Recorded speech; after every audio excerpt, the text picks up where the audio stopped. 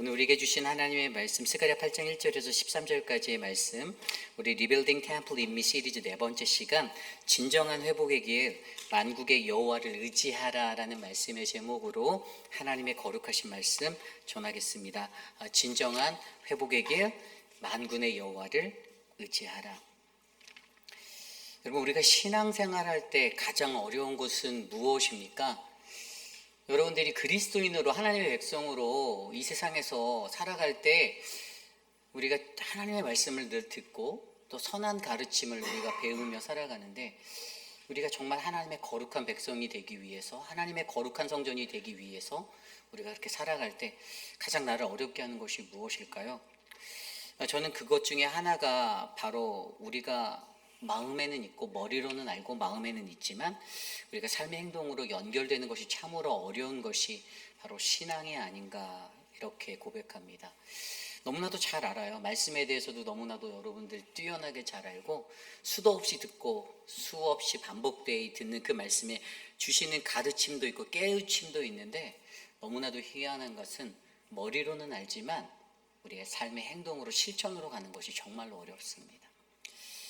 저는 오늘 우리에게 하나님이 주시는 그 은혜, 특별히 우리가 계속해서 보고 있는 이 스가랴의 말씀, 보이지 아니하는 성전을 우리가 재건할 때, 다시 지을 때, 오늘 우리가 마주하는 이 리빌딩 템플 인미 시리즈에서 내 안에 그 보이지 아니하는 성전을 지어갈 때 우리가 가져야 하는 그 회복의 은혜를, 하나님이 주시는 그 회복의 은혜를 느끼려면 우리에게 무엇이 필요한지에 대해서 계속해서 우리 스가랴 7장과 8장에서 이어서 말씀해 주고 있는데요, 저는 오늘 우리에게 주시는 이 귀한 말씀 속에서 내 안에 하나님의 거룩한 성전을 다시 짓고자 할 때, 우리가 지으려 할 때 우리에게 필요한 진정한 회복이 반드시 필요한데, 과연 그것이 무엇인지, 오늘 말씀 속에서 만군의 여호와를 의지하는 그 하나님 말씀에 관한 선포를 저와 여러분들 우리 모두가 귀 기울여 하나님의 음성으로 들으시기를 간절히 소망합니다.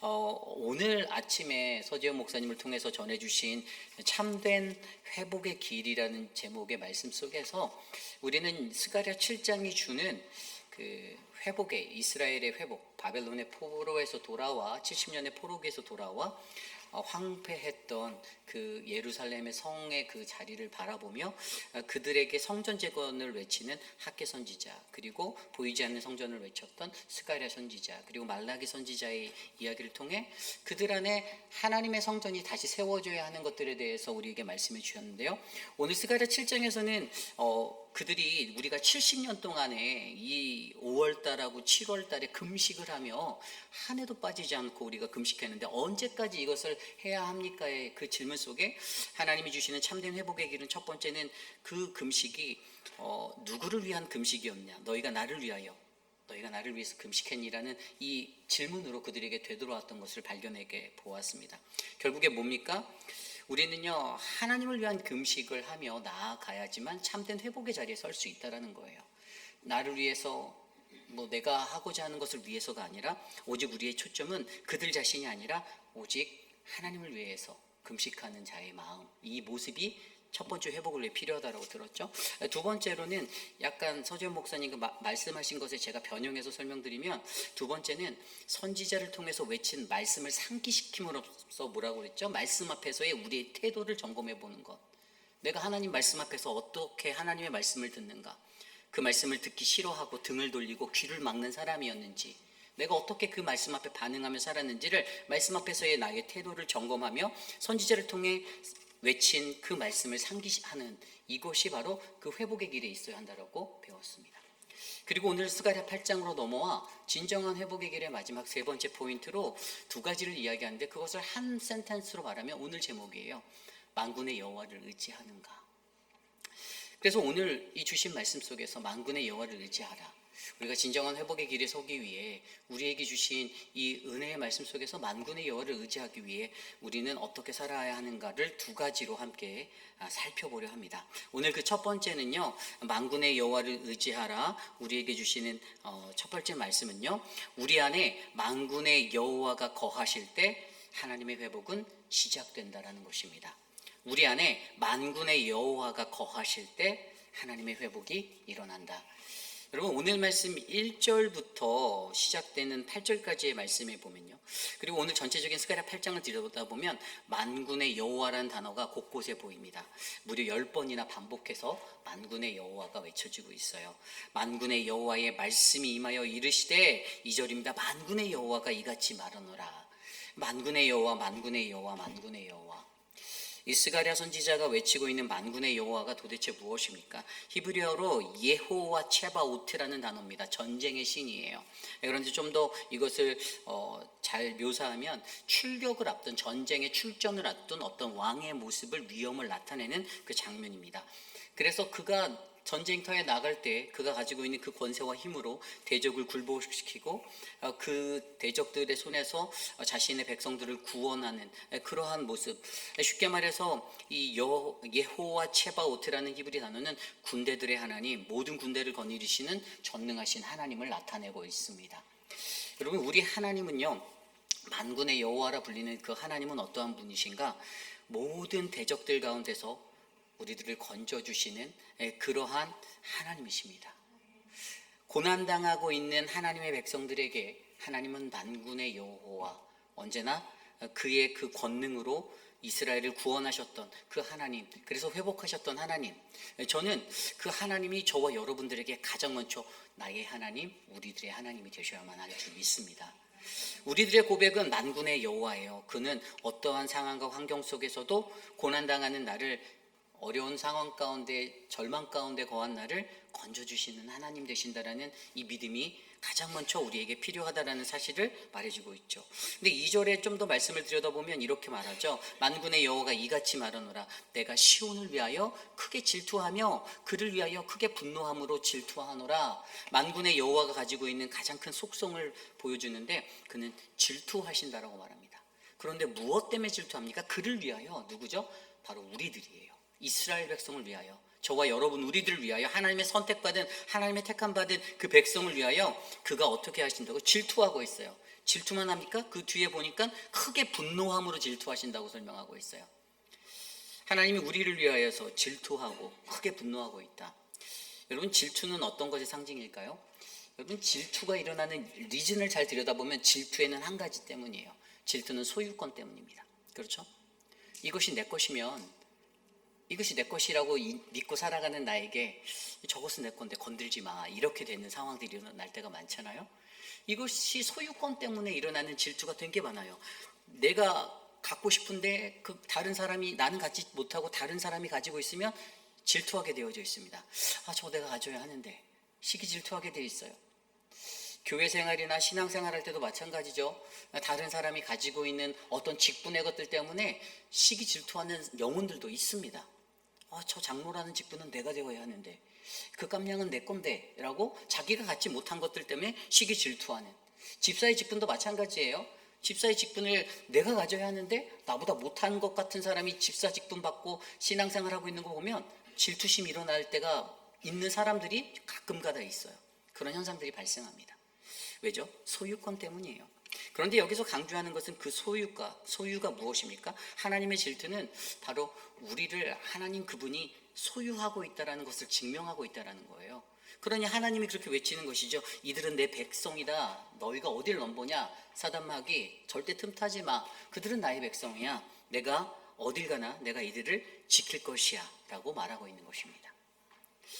그리고 거기에서 좀 더 들여다보면요, 아까 말씀에도 3절에 보면 뭐라고 나옵니까? 여호와가 이같이 말하노라. 내가 시온에 돌아와 예루살렘 가운데 거하리니 예루살렘은 진리의 성읍이라 일컫겠고 만군의 여호와의 산은 성산이라 일컫게 되리라. 아멘. 굉장히 중요한 한 가지 포인트를 말하고 있어요. 사실 앞서 7장에서 우리가 언제까지 금식해야 합니까의 이 스가랴 7장에 대한 앤서가 이건데, 언제까지냐면 여호와가 말씀하신 거, 내가 시온에 돌아올 때까지, 여호와 하나님이 그분이 시온에 돌아올 때까지, 예루살렘 가운데 거하실 때까지 그들의 금식이 그쳐지면 안 된다라는 것이 바로 여기서 앤서로 답으로 드려지고 있어요. 근데 여기서 굉장히 중요한 포인트는요, 내가 시온에 돌아와요. 내가 시온에 돌아와. 여러분, 하나님이 시온에 돌아온다라는 것, 시온은 정말 예루살렘의 한 복판, 그 유대인들이 이스라엘 백성들이 그들이 늘 자부심을 갖고 바라보던 예루살렘의 거룩한 도성이 있던 그 아름다운 하나님의 그 처소가 있던 곳이었습니다. 그 민족의 자부심이었고 굉장히 자랑이었어요. 그런데 그것이 바벨론에 의해서 산산조각이 났죠. 완전히 부서졌습니다. BC 586년에 완전히 파괴되었어요. 그런데 지금 그들의 현상이 어떻습니까? 그들의 삶 가운데서 그 절망적인 성의 예루살렘 도성의 무너짐을 경험하고 자신들의 눈앞에 놓여져 있는 그 아무것도 보이지 아니하는 그냥 다 무너져 버린 그 성전의 자리, 그것들을 바라보며 아파하는데 사마리아인들의 방해가 있어요. 또 유대인들 자신들만의 어떠한 그들의 자부심으로 일을 추진하는 그런 것들 때문에 성전의 공사가 진행되지 않고 있어요. 16년 동안이나. 너무나도 막막하고 하나님의 성전 재건이 어려움과 어려움을 겪는 그 시점에서 그들에게 주시는 말씀은 내가 시온에 돌아와 예루살렘 가운데 거하리니 그때 예루살렘은 진리의 성읍이 되겠고 만군의 여호와의 산은 성산 거룩한 성이라 부름받을 것이다라는 아주 중요한 키워드를 전해주고 있는 거예요. 여러분, 하나님의 성전, 우리 안에 보이지 않는 성전이든 우리의 눈에 보이는 성전이든 그 성전이 재건될 때 가장 중요한 한 가지는요, 바로 만군의 여호와 하나님이 우리 안에 거하셔야 된다는 거예요. 이게 핵심입니다. 굉장히 중요한 거예요. 하나님이 거하시지 않는데 아무리 삐까뻔쩍한 성전의 건물을 짓는다 하여도, 하나님이 그 시온에 돌아오시지 않았는데 우리가 그것들을 감당한들, 여러분, 그것이 우리에게 무슨 소용이 있겠냐라는 것이죠. 내 안에 보이지 않는 이 나의 성전을 지어나가는 우리의 신앙의 삶, 아까 제가 처음에 여러분께 질문드린 신앙생활 하며 가장 어렵게 느껴야 하는 거, 머리로는 알고 다 아는데 하도 들어서 귀에 딱지가 붙을 정도로 다 알고 있는 하나님의 말씀이라고 자부하는, 나 하나님 말씀 잘하는데라고 자부하는 그러한 것들이 내게 아무리 많아도, 여러분, 그분이 우리의 마음 가운데 들어와 계시지 않으면, 나의 시온에 그분이 채워져 있지 않으면, 여러분, 우리가 재건축하는 이 리빌딩하는 이 템플의 이 건축은 아무것도 아니다라는 것이에요. 그래서 가장 중요한 것이 뭡니까? 우리 안에 만군의 여호와가 거하실 때 회복이 시작된다라는 것이에요. 하나님의 그 회복의 그 역사가 일어난다라는 것이에요. 시작점이 무엇입니까? 시작은 군대들의 하나님, 모든 군대를 거느리시는 전능하신 하나님이 바로 우리 안에 좌정하고 계셔야 하는 것입니다. 그때 어떤 일들이 일어납니까? 4절 말씀해 볼까요? 만군의 여호와가 이같이 말하노라. 예루살렘 길거리에 늙은 남자들과 늙은 여자들이 다시 앉을 것이라. 다 나이가 많으므로 저마다 손에 지팡이를 잡을 것이요. 5절입니다. 그 성읍 거리에는 소년과 소녀들이 가득하고 거기에서 뛰놀리라. 6절입니다. 만군의 여호와가 이같이 말하노라. 이 일이 그날에 남은 백성의 눈에는 기이하려니와 내 눈에야 어찌 기이하겠느냐. 만군 여호와의 말이니라. 아멘. 놀라운 일이 일어납니다. 텅 비어져 있는 성읍의 자리, 무너진 그 도성의 자리에 사람들이 채워지고 아이들이 뛰놀고 노인들이 앉아서 노인들이 어떻게 합니까? 지혜에 맞는 노인들이 현인들처럼 나누고 선포하는 어떤 말씀의 풍성함도 넘치는 그러한 은혜가 다시 예전처럼 예루살렘 도성에 채워질 거다라는 것을 설명하고 있어요. 여러분, 이것에 관한 시작점은요, 어떤 것입니까? 그것은 바로 만군의 여호와 하나님이 바로 우리 안에 돌아오실 때, 시온에 돌아올 때 가능한 것입니다. 너무나도 잘 아는 이야기죠. 그분이 거하시는 것, 회복의 시작은 바로 하나님의 귀환으로부터 시작된다는 거예요. 내가 떠났던, 그래서 나를 떠났던 그 하나님의 귀환이 내게 이루어질 때, 그분이 내 안에 거하니 그 성읍은 진리의 성읍이라 일컬음을 받습니다. 거룩한 산이라는 성산이다라고 일컬음을 받습니다. 하나님의 영원한 임재가 우리 안에 좌정하여 우리와 함께 할 것입니다. 그 은혜가 이 도성을 채우며 넘친다라는 것이에요. 그러기에 우리에게 필요한 것은 무엇입니까? 우리가 하나님 안에 거하려고 노력하는 삶을 살아야 한다는 것이에요. 하나님께 돌아가는 거, 어떻게 해야 그분이 내게 돌아올 수 있을까? 가장 중요한 것은 간단해요. 요한복음 15장에 말씀하셨던 것처럼 나는 참 포도나무요라고 말씀하신 그 이야기 속에서 요한복음 15장 4절에 내 안에 거하라, 나도 너희 안에 거하리라. 뭡니까? 우리가 먼저 거해야 돼요. 우리가 먼저 그분 안에 거하려고 노력해야 합니다. 우리가 하나님 안에 들어가려고 그분께 내가 붙으려고, 내가 그분 안에 들어가려고 거하기 위해서 노력하면 그분이 자연스럽게 우리 안에 거해 주신다라고 말씀하셨어요.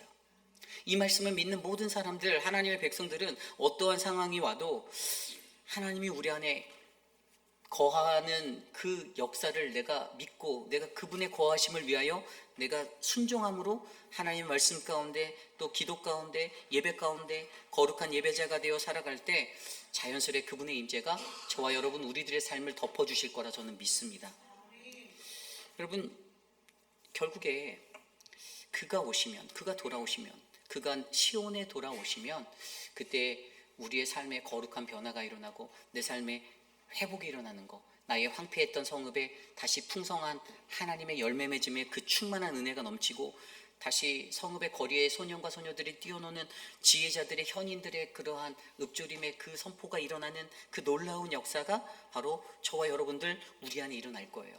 70년 만에 봐서 어떤 사람들은 그것들을 바라보고 백성들의, 어떤 백성들의 눈에는 기이하게 여기는 그러한 현상일지 몰라도 여호와께서는 이것이 바로 내 눈에는 별로 기이하지 않아라고 표현되어진 것처럼 이것이 자연스러운 것이라는 거예요.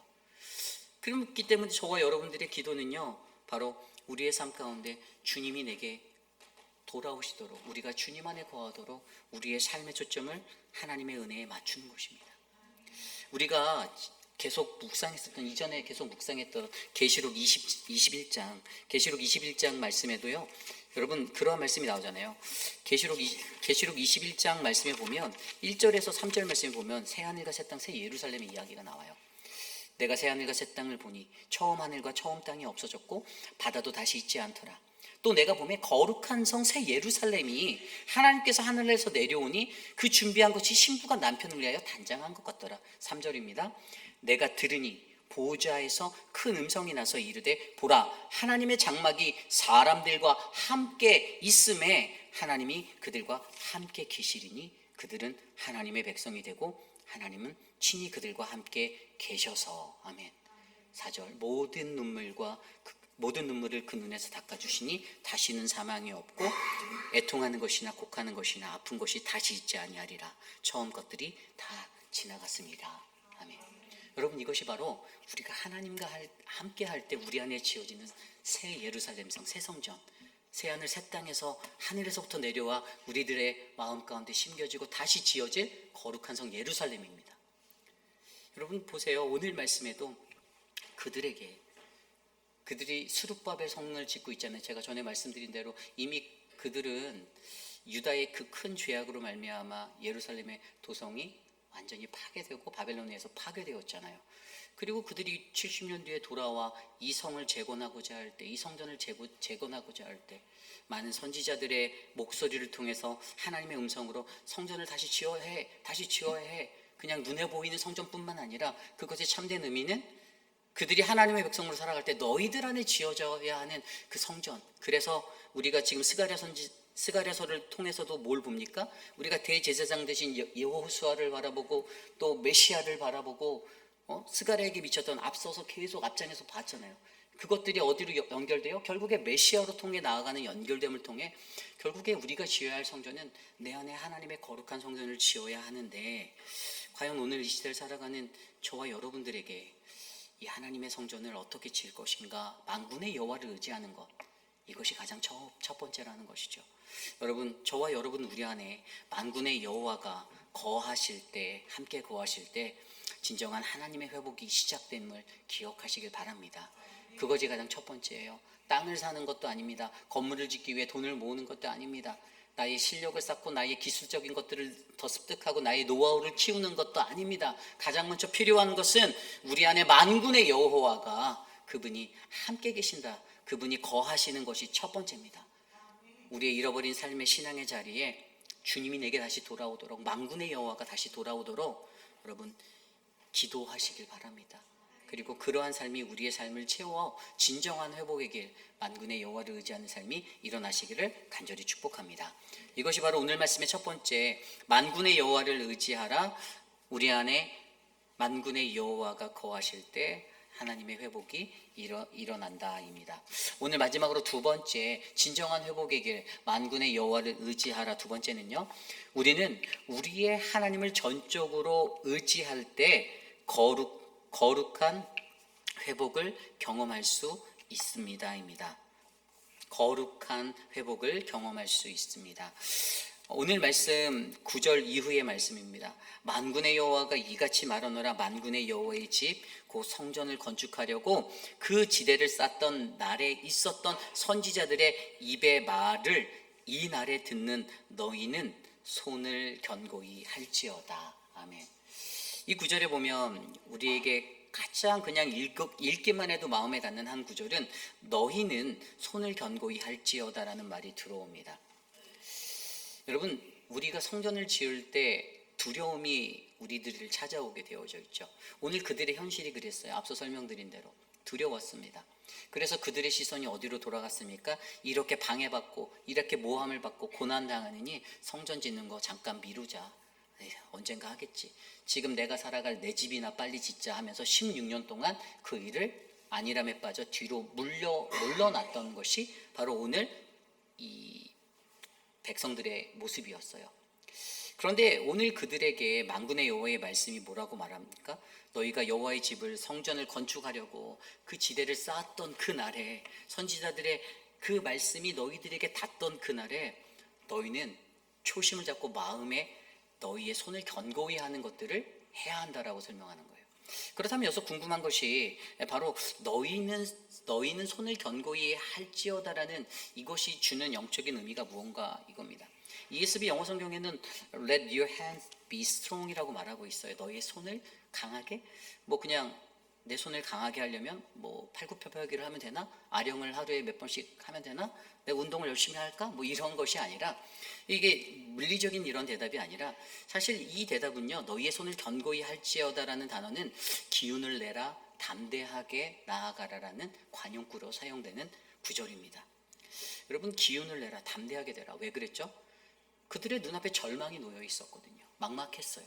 깝깝했습니다. 이거 어떻게 해야 되지? 이거 어떻게 하란 말이야. 방해도 너무나도 많은데. 그래서 그들이 포기한 시간이 16년이었다라는 것이에요. 그런데 그들에게 기운을 내라, 담대하게 되라는 너희 손을 견고히 하라는 이 encourage가 그들에게 어떻게 작용돼야 할까? 그것은 여러분, 가장 먼저 우리가 거룩의 힘을 기억해야 한다는 것입니다. 이 거룩의 힘이 무엇이냐? 이사야서 41장 10절 말씀에 우리가 너무나도 잘 아는 말씀, 이사야 선지자는 이렇게 말하죠. 두려워하지 말라, 내가 너와 함께 함이니라. 놀라지 말라, 나는 내 하나님이 됨이라. 내가 너를 굳세게 하리라. 참으로 너를 도와주리라. 참으로 의로운 오른손으로 너를 붙들리라. 아멘. 두려움 속에 서 있는 우리들에게 하나님이 우리에게 말씀하시는 키워드는 나는 너의 하나님이 될 것이다 라는 그런 하나님의 말씀이에요.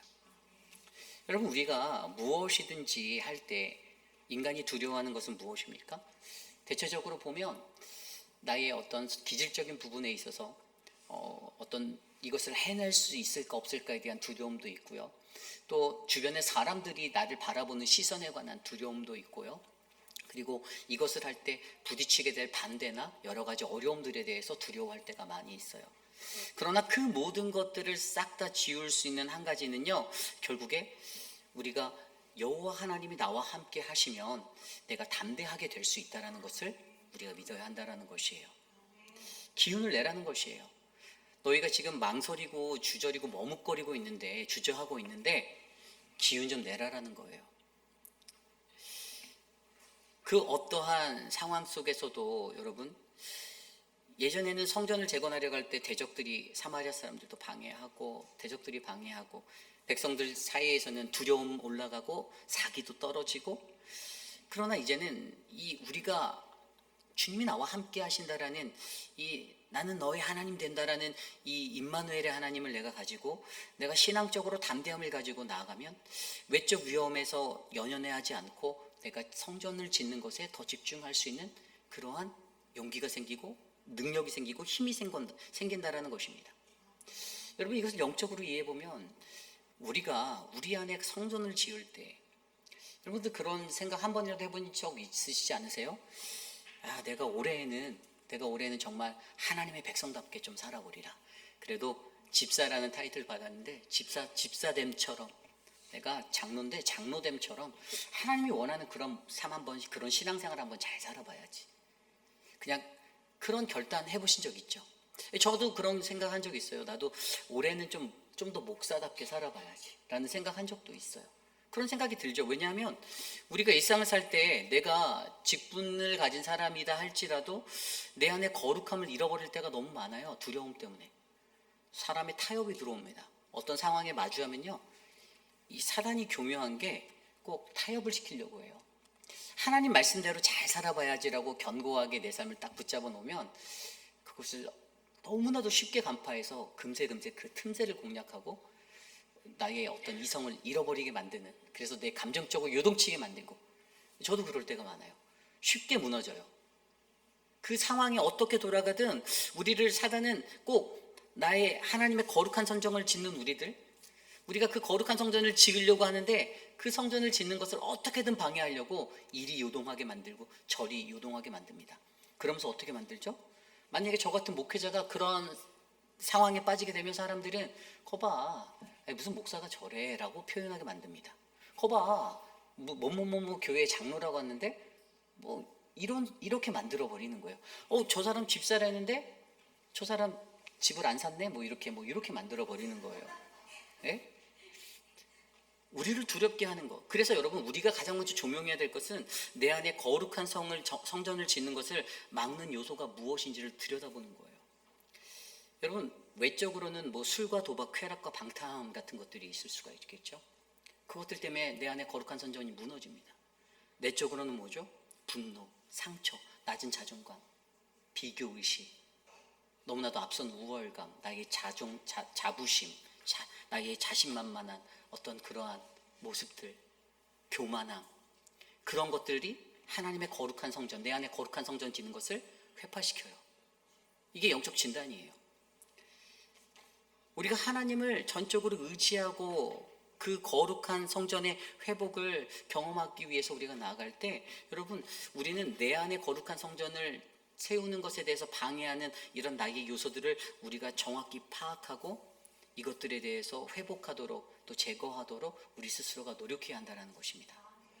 이것을 이겨내기 위해서 어떻게 해야 됩니까? 거룩이에요. 거룩은 뭡니까? 거룩은 구별됨이에요. 다르다라는 거예요. 거룩은 구별됨입니다. 수많은 성도들이 그래도 목사는 달라야 돼 라고 말하는 그 한 가지가 뭡니까? 너는 목사니까 라는 그 타이틀로 거룩해야 되지 않겠어? 목사는 그렇게 살면 안 되잖아. 이렇게 가는 거예요. 근데 그게 목사만의 일일까요? 아니에요. 장로님들, 집사님들, 권사님들 똑같습니다. 근데 너무나도 안타까운 것은 그게 목사에게는 확대 겸 돋보기를 갖다 댄 것처럼 확대돼서 확 조명이 되는데, 집사들이나 장로들이나 성도들에게는 우리는 약간 어드밴테이지가 있어. 그래도 우리가 이 동네 좀 더 오래 살았잖아. 이런 것으로 그냥 넘어갈 때가 훨씬 더 많다라는 것이에요. 거룩은 구별됨이에요. 교회가요, 거룩됨이 없으면요, 아무것도 아닙니다. 교회는 왜 지어졌습니까? 예배를 드리기 위해. 맞습니다. 그런데 그거보다 더 중요한 성전의 가치는 하나님의 거룩한, 하나님의 자녀됨에 있는 것입니다. 교회를 통해 우리는 거룩함을 배웁니다. 우리는 교회를 통해서 거룩이 무엇인지 찾아내는 것이에요. 거룩이 무엇이죠? 근엄하게 어깨에 힘주고 에헴하고 다니면 이게 거룩입니까? 아니에요. 거룩은 하나님의 말씀대로 살아내는 것입니다. 하나님의 빛을 내며 살아가고자 하는 것이에요. 죄와 섞이지 않으려고 몸부림치는 것이 거룩입니다. 그런데 하나님의 성전의 거룩함이 상실될 때 어떠한 일들이 일어납니까? 그때 여러분, 그 성전은 무너지게 되어져 있습니다. 여러분, 성도답게 살아가는 것, 저는 이것이 진정한 거룩이다라고 봅니다. 성도답게 살아가는 것. 여러분, 세상을 들여다보십시오. 세상에는요, 죄악이 넘쳐나는 현장입니다. 삶의 현장이에요. 오늘 저 문 밖을 나가면 무수한 죄악된 것들이 우리를 유혹합니다. 그까이 거 그냥 대충 하면 돼. 내가 새벽 예배 열심히 나가고자 다짐하는데, 아니야, 조금 쉬어도 돼. 너 오늘 무리했어. 수요 예배까지 나왔잖아. 내일 새벽은 쉬세요. 사단은 그렇게 우리에게 속삭임을 줍니다. 우리가 성도라는 것을 망각하게 만들려고 하는 것이 사단의 전략이에요. 그런데 누가 뭐래도 여러분, 저와 여러분 우리 안에는 우리가 믿는 하나님 예수 그리스도 그분이 계셔서 내가 거룩하니 너희도 거룩하라라는 그 거룩함의 사명을 받아 우리는 거룩한 존재로 이 땅을 살아가는 아름다운 믿음의 사명을 갖고 이 땅에 살고 있다는 것을 기억하시길 바랍니다. 그래서 사도 바울이 뭐라고 말합니까? 사도 바울이 이런 말을 합니다. 베드로전서 1장 13절 16절. 그러므로 너희 마음의 허리를 동이고 근신하여 예수 그리스도께서 나타나실 때까지 너희에게 가져다 주실 은혜를 온전히 바랄지어다. 너희가 순종하는 자식처럼 전에 알지 못할 때에 따르던 너희 사욕을 본받지 말고 오직 너희를 부르신 거룩한 이처럼 너희도 모든 행실에 거룩한 자가 되라. 기록되었을 때 내가 거룩하니 너희도 거룩할지어다 하셨느니라. 아멘. 어떻게 하라고요? 첫 번째는 우리의 마음의 허리를 동이래요. 이거 준비 자세예요. 준비하는 태도예요. 허리에 힘을 주어서 언제든지 하나님이 주시는 그 말씀 앞에서 주님 내가 순종하겠습니다. 그리고 이 준비 자세를 갖고 살아가는 이것이 바로 마음의 허리를 동이는 거예요. 그리고 근신하여, 이거 뭡니까? 이것은 근신하다. 우리가 잘 알잖아요. 내가 어떤 실수를 했을 때, 내 말과 행동 어떤 거 잘못했을 때 잘못을 스스로 인정하고 반성하는 이 모습이 필요하다는 거. 회개한 자가 진정으로 갖고 살아야 하는 이 근신의 모습. 그냥 내가 잘못했다고 해서 돌아서서 3분 뒤에 회복해서 막 날뛰고 돌아다니는 그런 인생이 아니라, 근신하며 하나님 앞에, 말씀 앞에 내가 죄를 저질렀으면 그 죄를 회개하고 하나님 앞에 용서를 구하였으면 내가 스스로 근신하고 자중하고 잠잠히 하나님 앞에서 나의 회복을 기다리며 살아가는 그 인생, 근신하여, 그리고 예수 그리스도에 나타났을 때까지 너희에게 가져다 주실 은혜를 온전히 바랄지어다. 그럼 온전히 바란다는 게 무엇입니까? 이것은 우리가 믿음에 대해서 배웠잖아요. 히브리서 11장 1절에 믿음은 바라는 것들의 실상이요 보이지 않는 것들의 증거니, 이게 뭐죠? 믿음으로 바라는 그 대상을 온전히 신뢰하고 의심 없이 기대하는 모습으로 살아가는 것입니다. 이게 믿는 자의 모습이에요. 보이지 않아도 나는 믿습니다의 모습이에요. 내 눈에 보이진 않지만, 하나님 내가 당신이 내 눈앞에 보이진 않고, 예수님 당신이 내 눈앞에 보이진 않지만, 그러나 주님 난 당신을 믿습니다. 이게 온전함의 그 모습입니다. 온전히 바라는 모습. 그러기에 우리가 이 모습을 가지고 살아간다면 사도 바울은 이것을 통하여서 우리의 모든 행실이 거룩한 자가 될 수 있고, 바로 주님을 닮아 주님이 우리에게 말씀하신 대로 내가 거룩하니 너희도 거룩하라의 그 자리에 우리가 설 수 있다는 것을 설명해 주고 있습니다. 여러분, 결국에 중요한 것은요, 결국에 내가 얼마나 하나님을 의지하는가입니다. 여러분, 하나님을 온전히 믿으시기 바랍니다. 내 안에 성전을 지을 때 두려움이 와도 우리가 하나님을 강력히 믿는다라면, 그분이 나와 함께 하심을 내가 확신하고 내가 믿는다라면 우리는 담대해질 수 있습니다. 그리고 우리의 손이 견고히 될 줄 믿습니다. 그것을 통해서 우리가 지어내는 성전, 바로 그 성전이 바로 진정한 회복을 경험하게 될 바로 아름다운 하나님의 성전이 될 줄 믿습니다. 그래서 여러분, 오늘 말씀은요, 결과적으로 진정한 회복의 길 속에서 스가랴 8장에서는 만군의 여호와를 의지하라라는 이 센텐스로 이 모든 것들을 정리해요. 결국에 진정한 회복을 하기 위해선 우리는 만군의 여호와를 인정해야만 합니다. 그리고 그분이 우리 안에 가장 먼저 들어와 있어야 돼요. 그래서 그분을 통해서 회복의 시작됨을 우리가 기억해야 합니다. 그리고 그분을 우리가 의지하는 것, 너희는 손을 견고히 할지어다. 주님 내가 의지합니다. 내가 주님 믿습니다. 내가 나를 인커리지하고 나를 이끄시는 그 주님이 나에게 말씀하시는 이 담대함의 관용구, 이 메시지가 어떠한 상황과 환경 속에서도 내가 주저하지 않고 두려워하지 않고 내가 하나님의 거룩하심을 본받아 구별됨의 그 삶, 세상과 다르게, 세상에 살아가는 다른 신자들과도 다르게 나는 정말로 하나님이 보시기에 하나님께 합당한 거룩한 자가 되어 주의 말씀대로 내가 이 사명을 감당하기 원합니다. 내게 진정한 회복을 내려 주시옵소서라고 간구하는 저와 여러분, 우리 모두가 되시기를 간절히 축복합니다.